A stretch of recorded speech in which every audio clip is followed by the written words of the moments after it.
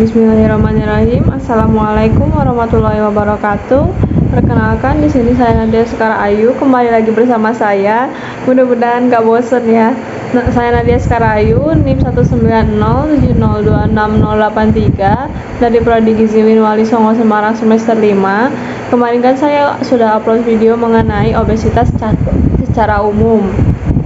Nah, untuk kali ini saya akan menjelaskan mengenai lebih spesifik balita obesitas. Jadi bukan remaja, bukan anak sekolah, dan bukan orang dewasa. Saya di sini akan menjelaskan balita obesitas. Yang pertama, di sini ada pembahasannya, ada 6 ya. Yang pertama ada definisi, kedua ada data. Data saya ambil dari penelitian yang dicantumkan dalam artikel jurnal yang saya temukan. Yang ketiga, klasifikasi. Klasifikasi berdasarkan indeks antropometri dan kurva pertumbuhan.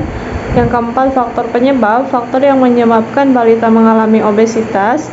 Yang kelima, ciri-ciri balita obesitas itu kayak gimana. Dan yang keenam, solusi atau pencegahan obesitas. Definisi obesitas secara umum dan untuk ada balita nantinya. Apa sih obesitas itu? Obesitas itu adalah kondisi tidak normal yang ditandai dengan peningkatan lemak tubuh secara berlebihan yang dapat berdampak pada kesehatan.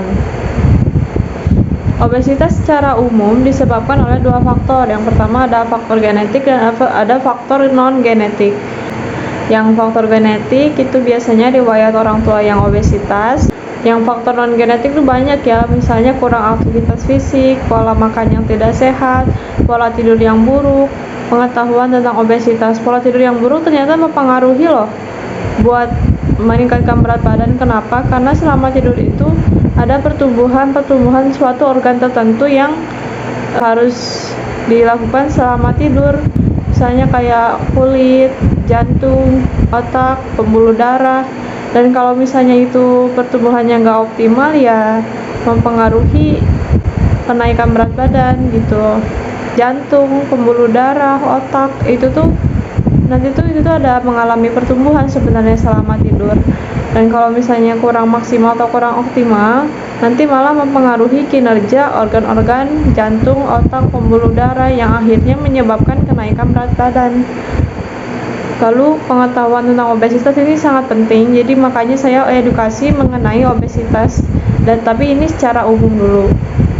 Lalu yang nanti ada yang balita obesitas. Obesitas pada anak atau balita. Obesitas pada anak itu biasanya berdampak dalam jangka panjang, berdampak pada tumbuh kembang anak dan meningkatkan risiko menjadi obesitas saat sudah dewasa. Itu tuh jadi kalau balita obesitas, kemungkinan saat dewasa obesitasnya itu lebih tinggi prevalensinya. Karena ada suatu penelitian yang menunjukkan lebih dari 66% balita yang mengalami kegemukan akan mengalami obesitas saat dewasa, dan permasalahan ini cenderung meningkat dalam beberapa tahun terakhir. Ini yang menyebabkan masalah obesitas itu tidak bisa lepas gitu dari masyarakat, karena emang masih kurangnya edukasi gizi mengenai obesitas pada balita. Ibu-ibu biasanya bangga kalau misalnya anaknya gemuk, dan ternyata nggak tahu kalau anak itu bakalan obesitas gitu. Nah, jadi balita gemuk itu belum tentu sehat, harus diperhatikan dulu kurva pertumbuhan anaknya kayak gimana. Apakah kurva pertumbuhan anaknya itu melebihi batas atau tidak? Nah, itu yang menyebabkan ibu-ibu tuh bangga gitu kalau anaknya gemuk sampai dikasih MPASI dini. Terus kalau misalnya anak mereka gemuk padahal ternyata obesitas, itu dibiarin karena dianggapnya nanti kalau udah dewasa nggak akan gendut kok, pasti akan kurus. Enggak, kemungkinan prevalensinya lebih tinggi kalau balita obesitas. Walaupun nggak semuanya begitu, tapi prevalensinya itu lebih dari 66% balita yang mengalami kegemukan itu akan mengalami obesitas saat dewasa. Yang kedua ada data balita obesitas. Masalah obesitas pada balita itu menurut WHO ini sudah menetapkan masalah obesitas termasuk salah satu indikator dalam mengatasi masalah gizi anak di bawah 5 tahun. Karena apa? Ya tadi itu yang tadi sudah saya jelaskan bahwa kalau masalah obesitas ini meningkat dalam beberapa tahun terakhir. Jadi masalah obesitas pada balita ini masih belum bisa teratasi secara optimal. Kenapa? Nah, di sini ada prevalensi balita obesitas secara global pada tahun 2015 itu prevalensinya 6,2% atau sekitar 42 juta anak balita obesitas di seluruh dunia. Itu jumlahnya 42 juta pada 2015. Prevalensi obesitas balita pada 2015 secara global yang tadi telah saya jelaskan ada 42 juta balita. Dan pada 2012 ternyata Indonesia menempati tempat tertinggi se-Asia Tenggara dan kedua satu di seluruh dunia. Prevalensinya itu 11,5%, itu termasuk tinggi. Dan kalau misalnya obesitas itu pada balita usia 24 sampai 60 bulan, prevalensi obesitasnya itu meningkat sebanyak 40%. Jadi makanya kayak rawan gitu. Kalau pertumbuhan anak itu benar-benar harus diperhatikan, dan ini juga edukasinya bukan kepada anaknya ya, tapi kepada orang tuanya, karena kalau anak-anak belum tentu ngerti masalah ini, pasti makanannya tuh ya dari hasil masakan ibunya atau hasil beli dari ibunya. Lalu di sini ada klasifikasinya itu ada menurut IDAI atau Ikatan Dokter Anak Indonesia, itu nanti ada kurva pertumbuhan yang persentil, terus ada yang menurut Peraturan Kementerian Kesehatan nomor 2 tahun 2020 tentang anak. Jadi ada pertumbuhan indeks berdasarkan klasifikasinya itu ada berat badan menurut umur, tinggi badan atau panjang badan menurut umur, terus ada berat badan menurut tinggi badan atau menurut panjang badan, serta IMT menurut umur.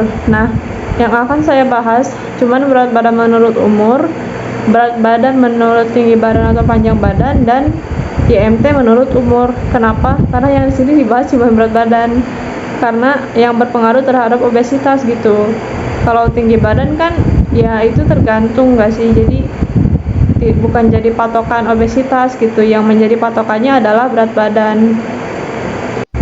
Di sini saya tampilkan menurut PMK nomor 2 tahun 2020 itu ada indeks berat badan menurut panjang badan atau tinggi badan. Nah, yang obesitas itu hasil Z-score-nya, jadi dihitung pakai rumus Z-score, dan jika hasil rumus Z-score-nya itu lebih dari plus 3 SD, itu termasuk obesitas dari indeks berat badan menurut panjang badan atau tinggi badan. Sementara untuk indeks IMT menurut umur, itu kalau hasil Z-score-nya lebih dari plus 3 SD, juga sama aja itu termasuk obesitas.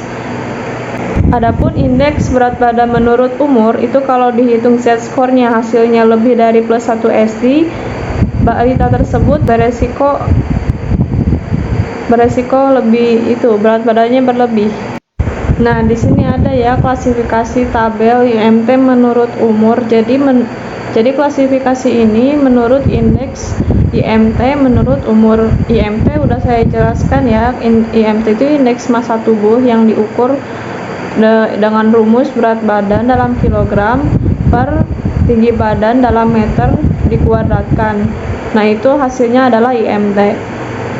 Indeks dari IMT menurut umur anak ini dihitung dengan persentil. Nanti akan saya tampilkan kurvanya. Yang pertama klasifikasi ada underweight. Underweight itu kurang dari 5 persentil. Lalu yang kedua ada normal. Lebih dari sama dengan 5 sampai kurang dari 85 persentil. Lalu yang beresiko kegemukan lebih dari sama dengan 85 sampai kurang dari 95 persentil, dan yang obesitas itu lebih dari sama dengan 95 persentil. Di sini ada kurvanya berdasarkan CDC 2000 dari Ikatan Dokter Anak Indonesia. Ini kalau misalnya di zoom, Kalau misalnya di zoom di sini ada 5, 10, 25, 50, 75, 80, 90 dan 95. Ini kalau misalnya indeks massa tubuh persentilnya kurang dari 5 disebut underweight. Dari 5 sampai ke 85 itu termasuk normal persentil anak tersebut atau dari indeks IMT menurut umur. Kalau misalnya lebih dari sama dengan 85 sampai kurang dari 95 termasuk beresiko kegemukan, dan di atas dari 95 itu termasuk obesitas.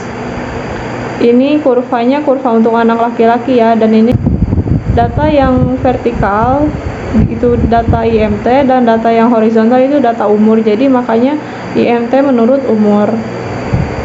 Di sini ada kurva anak perempuan kurang lebih sama kalau di zoom juga.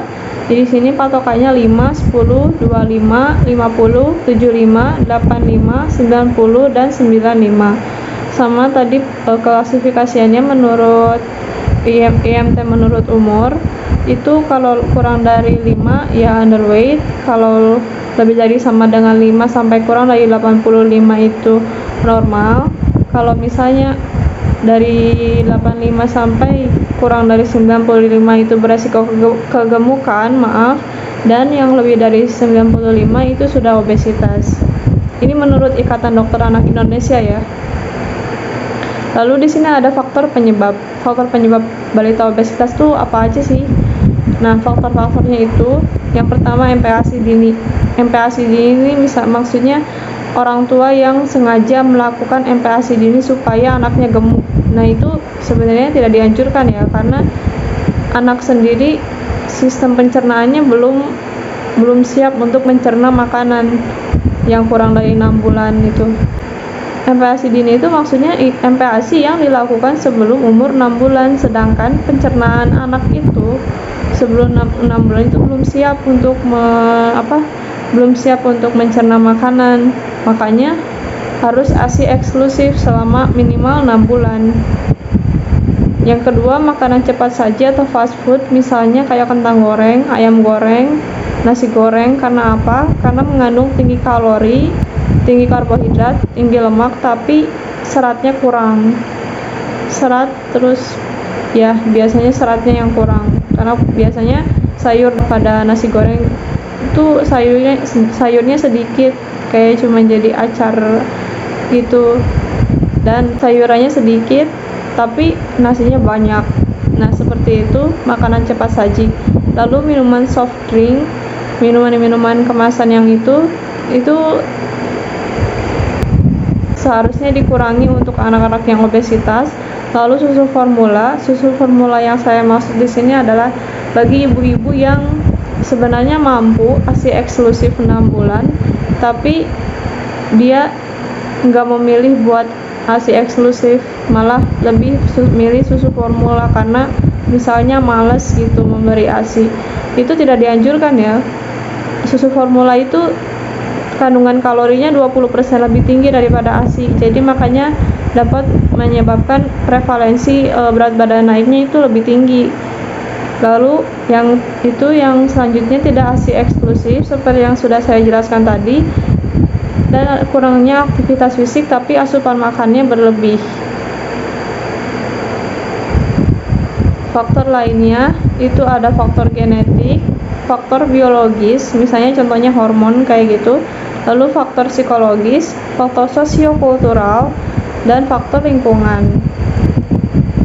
Di sini ada ciri-ciri dari balita obesitas. Menurut Kemenkes, dilihat dari wajah, ciri-ciri obesitas pada anak itu wajahnya bulat, pipinya tembem, terus bahunya rangkap. Mungkin maksudnya bahu rangkap itu di sini gemuk, tapi di sini juga gemuk, mungkin gitu kali ya maksudnya. Sebenarnya saya kurang paham juga, jadi mohon koreksinya. Lalu leher relatif pendek, terus perutnya buncit. Kalau perut buncit sedikit ya belum tentu obesitas sih, cuman ya harus lihat dari kurva pertumbuhan juga. Pangkal paha, nah pangkal paha ini kalau misalnya anak berjalan saling menempel dan bergesekan kalau misalnya lagi jalan. Nah, laki-laki dadanya membusung dan sedikit membesar, Terus penisnya cenderung mengecil, tapi penis mengecil ini cenderung nggak terlihat. Kenapa? Karena tertimbun oleh lemak yang di bagian bawah perut. Terus untuk perempuan bisa dapat menyebabkan pubertas lebih dini. Kurang dari umur 9 tahun itu sudah menstruasi. Di sini saya mendapat pengalaman pribadi sih. Saya menstruasi di umur 10 tahun. Jadi bukan kurang dari 9 tahun, tapi tetap lebih cepat daripada teman-teman sebaya saya. Dan itu awalnya kata kakak saya, yang alhamdulillah kakak saya dokter, jadi bukan orang awam. Kenapa saya menstruasinya lebih cepat? Karena dulunya sering makan makanan yang fast food seperti ayam goreng, fried chicken gitu. Nah, itu yang dimakannya adalah tepungnya doang, kulitnya doang. Jadi kan di kandungan kulitnya juga ada lemaknya juga. Dan itu mempengaruhi hormon. Saya lupa hormon apa hormon estrogen atau apa gitu. Jadi itu faktor biologisnya dari hormon bisa menyebabkan pubertas lebih dini gitu. Kalau misalnya terus-terusan makan makanan yang tinggi kalori, tinggi lemak, tapi seratnya kurang. Lalu di sini ada solusi atau pencegahan. Sebelum saya kasih tahu solusinya, saya perlu memberi edukasi terlebih dahulu kalau peran orang tua itu sangat penting dalam menunjang tumbuh kembang anak. Jadi, ketika anak obesitas, orang tua berperan langsung dalam memberi makanan gizi seimbang, mengajak anak aktivitas fisik, karena anak itu cenderung mau melakukan sesuatu yang dicontoh oleh orang tuanya. Jadi, orang tuanya perlu mencontoh, misalnya aktivitas fisik jalan sore, orang tuanya ikut dan anaknya diajak gitu. Nah, pentingnya peran orang tua yang pertama ada niat. Niat orang tua dalam memberikan makanan gizi seimbang adalah inti dari perilaku. Kalau dari niatnya sendiri aja udah nggak ada, ya udah nggak bisa dilakukan gitu. Terus yang kedua ada perceived behavioral control. Ini maksudnya perilaku orang tua yang sudah berasumsi duluan mudah atau sulitnya mengubah pola makan gizi seimbang. Misalnya kalau orang tua ragu, merasa sulit, aduh bisa nggak ya ngubah pola makan gizi seimbang, terus ngajak anak aktivitas fisik. Kalau asumsinya sulit atau merasa ragu, ada kemungkinan orang tua tidak jadi menjalani pola makan gizi seimbang yang diberikan untuk anak. Tapi kalau asumsinya mudah, maka ada pengaruh kecenderungan orang tua akan melakukan perubahan pola makan anak menjadi gizi seimbang. Lalu ada dukungan sosial, biasanya dari keluarga inti, keluarga besar, dan lingkungan. Suami juga sangat mempengaruhi istri untuk bisa memberikan makanan gizi seimbang untuk anak. Maksudnya dukungan sosialnya ya. Lalu ada sikap orang tua. Sikap orang tua ini maksudnya keyakinan orang tua dalam mencegah obesitas pada balita. Maksudnya, jadi di sini ada penelitian yang respondennya itu para ibu-ibu atau para orang tua. Jadi kalau misalnya orang tua yakin, itu berarti setuju sama kriteria anak-anak obesitas itu seperti apa. Kalau misalnya ragu-ragu, berarti kurang yakin. Kalau misalnya dari kriteria obesitas orang tua tersebut tidak setuju, maka sikap orang tua tersebut berarti sikap yang negatif gitu. Jadi belum siap menerima edukasi obesitas. Dan itu sikap orang tua mempengaruhi untuk menjalankan pola gizi seimbang buat anak yang obesitas.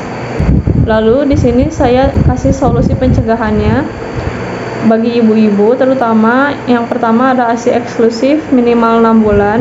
Lalu MPASI-nya jangan MPASI dini, mulai dari usia lebih dari 6 bulan aja, karena pencernaan anak itu belum optimal kalau dari 0 sampai 6 bulan.